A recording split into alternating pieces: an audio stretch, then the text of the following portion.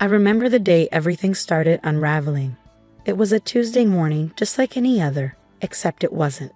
I was in the kitchen preparing breakfast for Alex, our energetic 4-year-old, while he ran around. Mark was already seated in the dining room, engrossed in his phone, likely reading work emails. I had met Mark at his family's company. I began working in marketing, while he was in finance. We clicked instantly at a company picnic. 2 years later, we were married.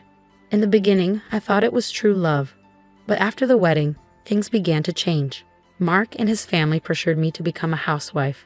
"It's what's best for you," they said. I never realized that was the start of losing myself. "Mommy, I want pancakes." Alex's voice broke my thoughts. "Coming right up, honey," I replied, flipping the pancake. Mark's voice interrupted from the dining room. "Karen, are you going to take all day? I have an important meeting." "Sorry, just finishing up," I answered, keeping my tone calm. As I placed the plates on the table, Mark barely looked up. "This bacon's undercooked," he mumbled, pushing the plate aside. The sting was sharp, but I swallowed it. "I'll make a note for next time," I said with a strained smile. Alex, blissfully unaware, babbled on about his toy cars. I envied his innocence. Just then, Helen, Mark's mother, appeared. "Karen, darling, let me show you how to cook bacon properly. Mark likes it crispy." I stood silently, watching her take control of my kitchen, my home. Helen was always in charge, and now it felt like I was just another project for her. "You need to cook it on low heat for longer," she instructed, flipping the bacon with a sense of superiority. Mark didn't even acknowledge me. "Mom knows best," he said. I bit back my frustration and focused on Alex's happy smile as he ate his pancakes. After they left, I was left in the mess they left behind, feeling more alone than ever. Days stretched into weeks, and the gap between Mark and me only grew. It felt like I was living with a stranger. He came home late, left early, and we barely spoke. I tried to close the distance, but it felt like talking to a wall. One evening, I decided to make his favorite spaghetti, hoping to reconnect.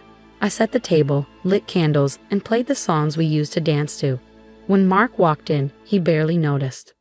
"What's this?" he asked, poking at the spaghetti. "I thought I'd make your favorite," I whispered.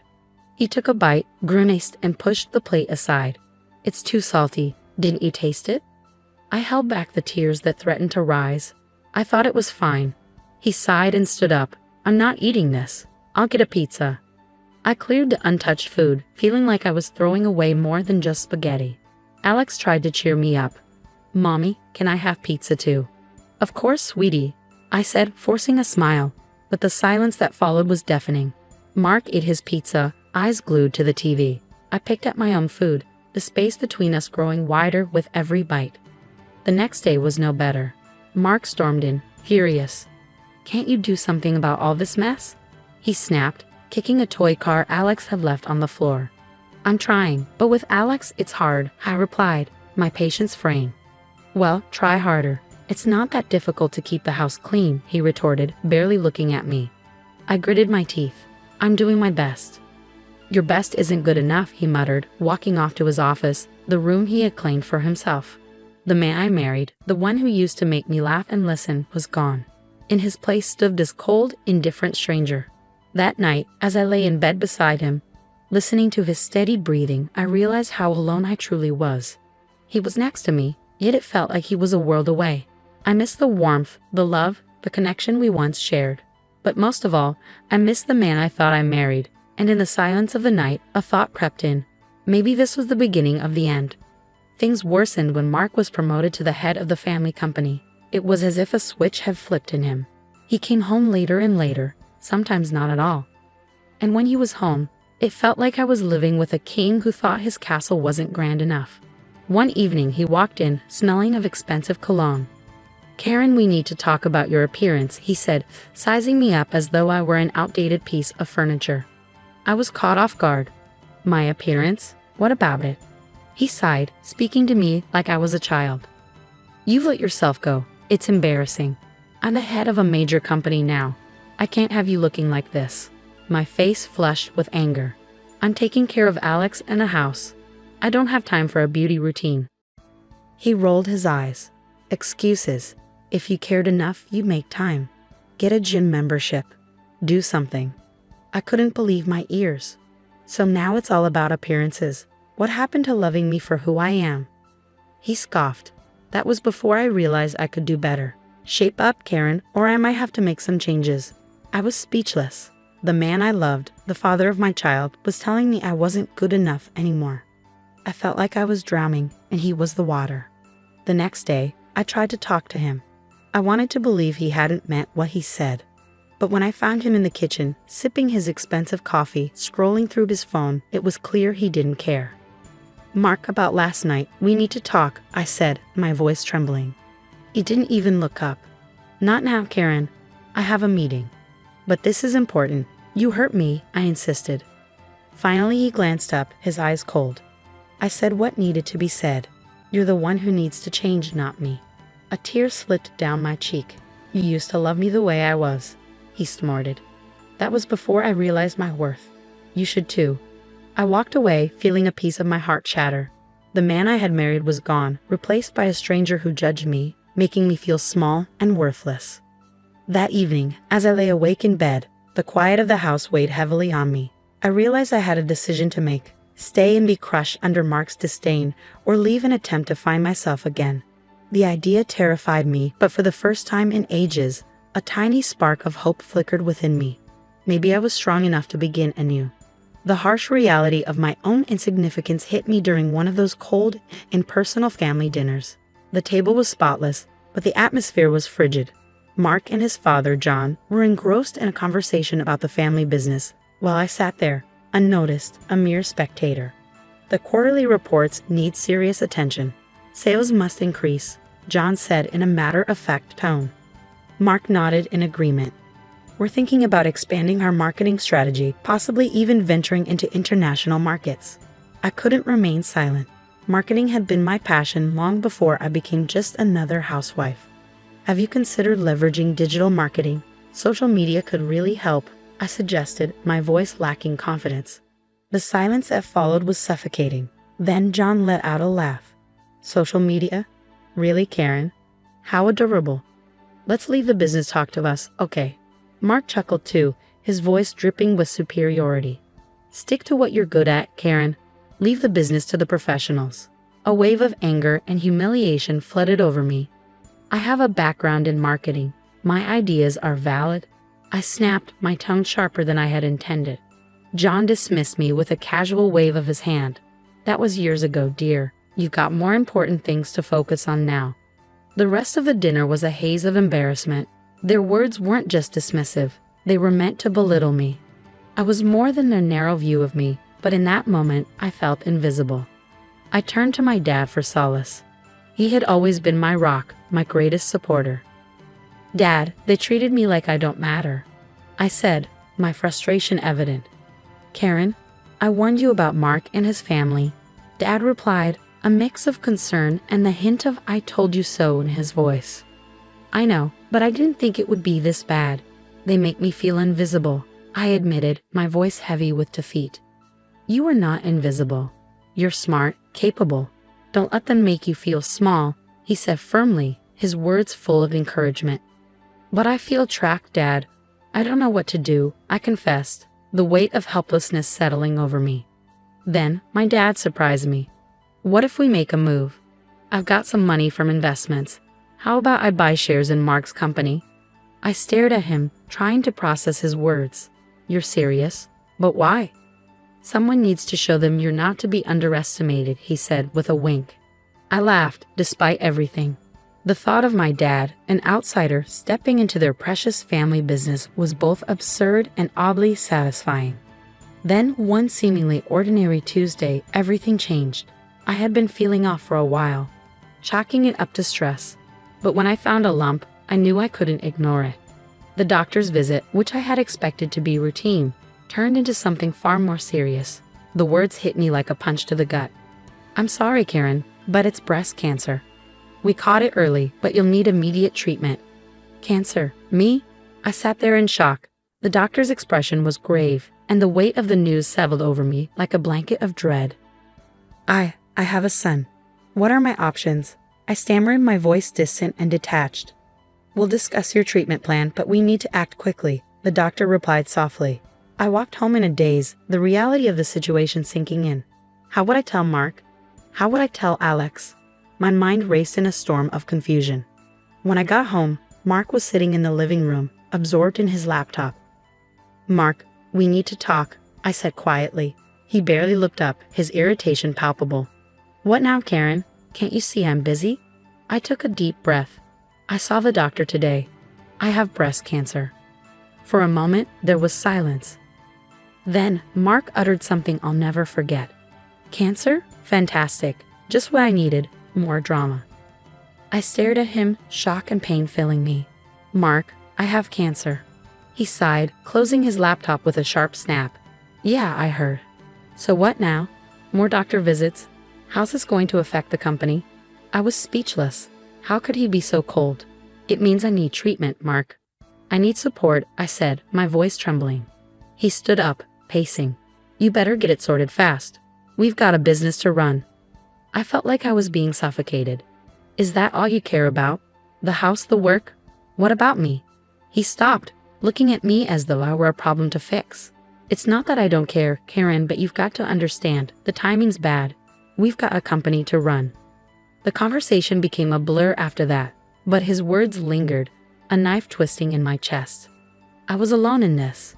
The following weeks were a haze of doctor appointments, treatments, and exhaustion. I tried to keep up with the house, with Alex, but it was overwhelming. Mark's patience was wearing thin. One evening, after a particularly grueling treatment, I barely had the energy to cook.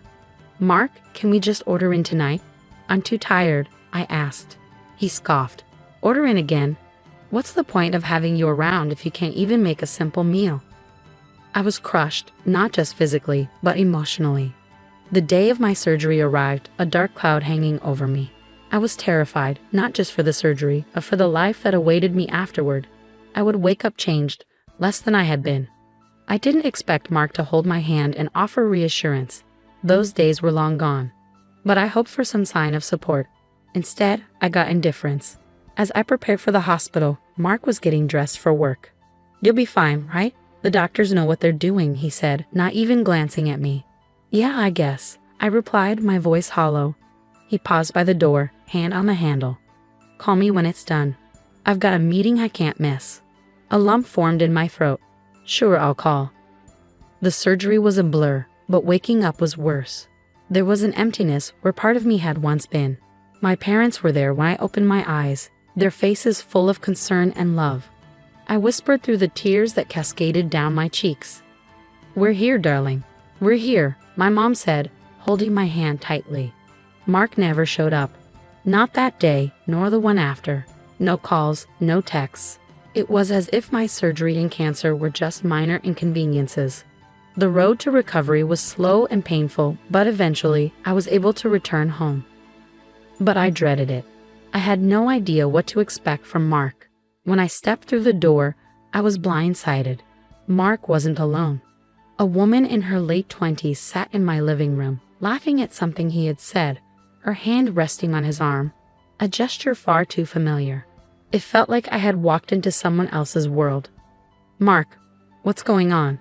My voice was weak, still sore from the surgery. He looked up in surprise, but his face soon turned cold. Karen, let's talk in the kitchen. In the kitchen, his words struck like ice. I want a divorce. I've met someone else. You're not the woman I married. My body went numb. The pain of my surgery seemed insignificant next to the weight of his words. Divorce? Because of her? Because of this? I touched the bandage over my chest, my voice rising. It's not just that you've changed. You're always so distant, so down. I need someone full of life. Not this. He waved his hand dismissively, brushing me off. I couldn't believe what I was hearing. I have cancer, Mark. I just had surgery. What did you expect? He shrugged.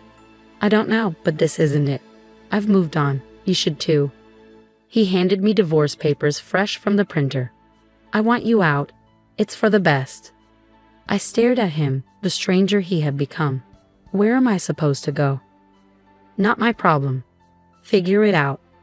With shaky hands, I packed a bag. Alex was safe at my parents' place, far from this nightmare. As I walked out, I cast one last glance at the house, at the life we had built, at the man I once loved. It was all gone. After the divorce, I moved in with my parents, a mere shadow of my former self. The betrayal, the cancer, the surgery, they all took their toll. But in that despair, something unexpected happened. One morning, I sat at the kitchen table with my dad, sipping coffee in silence. He broke the quiet with a question that caught me completely off guard. "Karen, remember when I mentioned I was thinking about buying shares in Mark's company?" I looked up, surprised. "Yeah, I thought you were joking." He shook his head, serious. "I wasn't. I went ahead with it. I now own a substantial portion of the company." My cup nearly slipped from my hands. "You did what?" He nodded. "Yep, I used my savings. It's all legal. I own 80% now." I was stunned. My dad, owning the majority of Mark's family company, it felt surreal. "But why, Dad?"